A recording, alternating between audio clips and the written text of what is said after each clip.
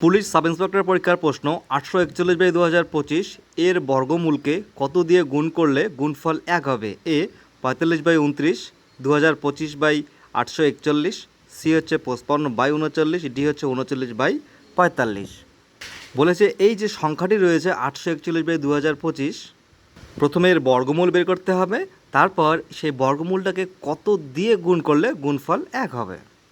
যদি concept clear থাকে তাহলে কোনো রকম খাতা কলমের দরকার নেই, ডিরেক্ট অ্যান্সার করতে পারবে। অ্যান্সার হবে 45/29, অপশান এ। কিন্তু না পারলে কি প্রসেসে করব? দেখো, প্রথমে যে 841 আমি বর্গমূল বের করি। যে 841-এর বর্গমূল কীভাবে বের করব? সংখ্যা 3টি, তাহলে প্রথমে বাদ দিতে হবে শুধু 8কে, এই জোড়া পরে। আর 8কে বাদ দিলে কত বাদ যাবে? 2, 2 দুগুণা 4, 3 বাদ যাবে না কারণ 9 হয়ে যাবে। তাহলে এখান থেকে কত নামলো? 4, 441, 4-এর ডাবল 8। এবার দেখো, সরি 2-এর ডাবল 4। এবার কত যাবে বাদ? ডিরেক্ট দেখো, এখানে যদি 9 বাদ দিই তাহলে এখানেও 9। এবার এই 49-কে 9 দিয়ে গুণ করতে হবে। 9 লং 81, 4 লং 36 আর 8 44। তাহলে এই যে 841-এ বর্গমূল পেয়ে গেলাম আমরা 29। আর একটি বের করি, সেটা হচ্ছে 2025। 2025-এর বর্গমূল কত হবে? দেখো, এখানে দুটি জোড়া রয়েছে, এই একটি জোড়া, এই একটি জোড়া। তাহলে এখানে প্রথমে 20কে বাদ দিতে হবে। 20কে বাদ দিলে কী হবে? 4 যোগ 16, 4-এর বেশি বাদ দেওয়া যাবে না। এবার এখান থেকে কত নামবে? 4, 2, 5, 425। 4-এর ডাবল এবার এখানে 8। আর যদি এখানে 5 বাদ দিই, এখানেও যদি 5 বসাই তাহলে বর্গমূল পেয়ে যাবো। দেখো, 5 5 25, 5 5 8 40, 2 42। তাহলে এই যে 2025-এর বর্গমূল বের হলো 45। তাহলে সংখ্যাটির বর্গমূল করলে কি দাঁড়াবে? এই যে দেখো, 841/2025, 841/2025, এই সংখ্যাটা আমরা বর্গমূল বা স্কোয়ার রুট করলাম, কী বেরোলো?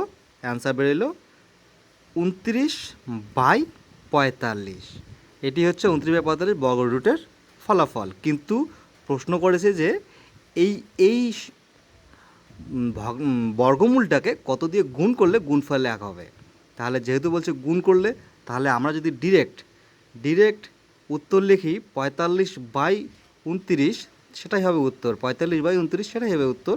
অথবা যদি আমরা ডিরেক্ট এই 29/45-কে 1-এর নিচে রাখি, অথবা 1 যেহেতু বলেছে গুণ করলে হবে, তাহলে ভাগ করতে হবে 1-কে। 1 ভাগ 29/45, এভাবে উত্তর বের হবে। কি উত্তর বের হবে? যে সমান সমান উল্টে যাবে 45/29। এই হবে উত্তর, অপশান এ। Option A 45/29।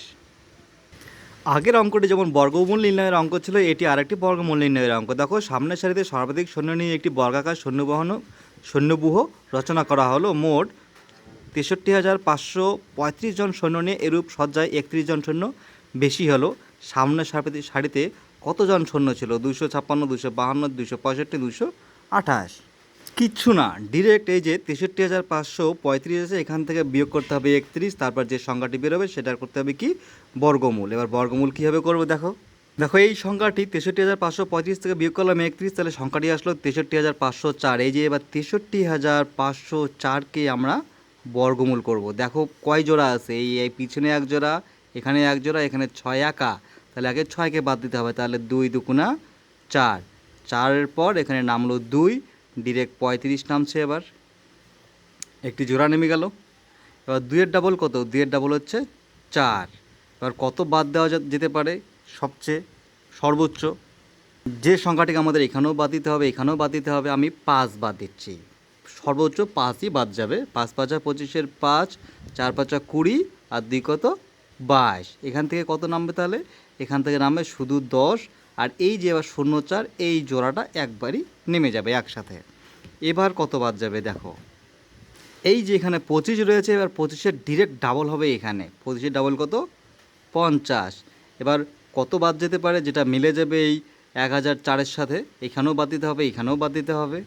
দেখো, এখানে যদি 2 বাদ দিই আমি, সেই 2টা এখানেও বসাতে হবে। আবার এই 2 দিয়ে 502-কে যদি গুণ করি, তাহলেই দেখো 1004 হয়ে যাবে, মিলে গেল। তাহলে এই যে 252 দিয়েই বর্গাকার সৈন্যব্যূহটি তৈরি হয়েছে। এবং প্রথম সারিতে নয়, চারদিকের সারিতেই 252টি করে সৈন্য রয়েছে। এবং প্রশ্নে বলেছে সামনের সারিতে কতজন সৈন্য ছিল, সেটির উত্তর হবে এটি যে 252 জন সামনের সারিতে সৈন্য ছিল। অপশান বি হচ্ছে উত্তর 252 জন।